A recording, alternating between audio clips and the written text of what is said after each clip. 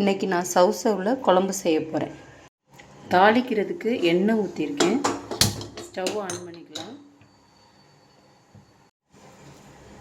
பட்டை 3 கிராம்பு கல்பாசி எடுத்துருக்கேன்.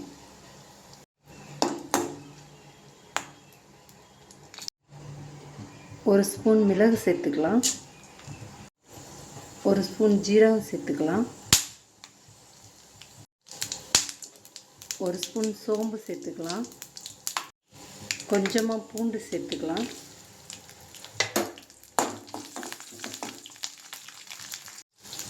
இஞ்சி சேர்த்துக்கலாம்.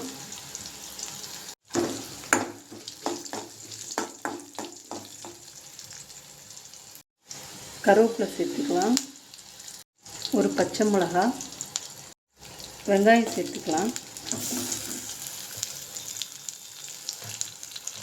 சின்ன வெங்காயம் இருந்தால் நீங்கள் சின்ன வெங்காயம் சேர்த்துக்கோங்க.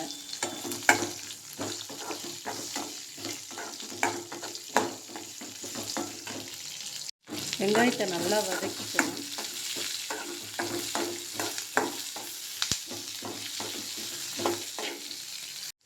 இப்போ தக்காளி சேர்த்து வதக்கிக்கலாம்.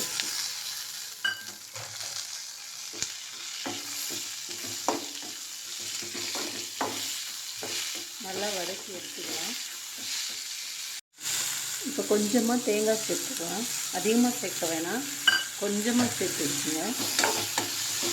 இப்போ எல்லாத்தையும் நல்லா வதக்கி எடுத்துக்கலாம். ஒரு ஸ்பூன் மிளகாய்த்தூள், ஒரு சிட்டிகை மஞ்சள்தூள், 2 ஸ்பூன் தனியாத்தூள், இதெல்லாம் போட்டு நல்லா வதக்கிக்கணும். ரொம்ப நேரம் வதக்கிட வேணாம், சும்மா அது பச்சை வாசனை போக, பொடியோட பச்சை வாசனை போக வதக்கிக்கிட்டா. இப்போ ஸ்டவ் ஆஃப் பண்ணிடலாம்.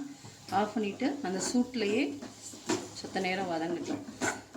ஆற விட்டு அதுக்கப்புறம் நம்ம மிக்சியில் கொடுத்து அரைச்சிக்கலாம்.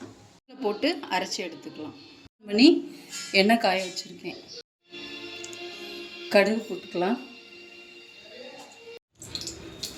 ஜீரகம் போட்டிருக்கேன். கருவேப்பிலை காய போட்டு நல்லா வதக்கிக்கலாம். அரைச்சி வச்ச பேஸ்ட்டை இப்போ இதில் சேர்த்துக்கலாம்.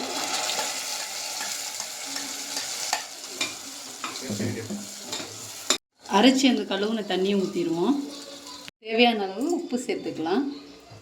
இப்போ இதை நல்லா கிளறி விட்டுப்போம். குக்கரை மூடி போட்டு மூடிக்கலாம். 2 விசில் கொடுத்து ஆஃப் பண்ணிடலாம். குழம்பு ரெடி ஆயிடுச்சு. லைக் பண்ணுங்கள், சப்ஸ்கிரைப் பண்ணுங்கள். குழம்பு ரெடி ஆயிடுச்சு. லைக் பண்ணுங்கள், சப்ஸ்கிரைப் பண்ணுங்கள்.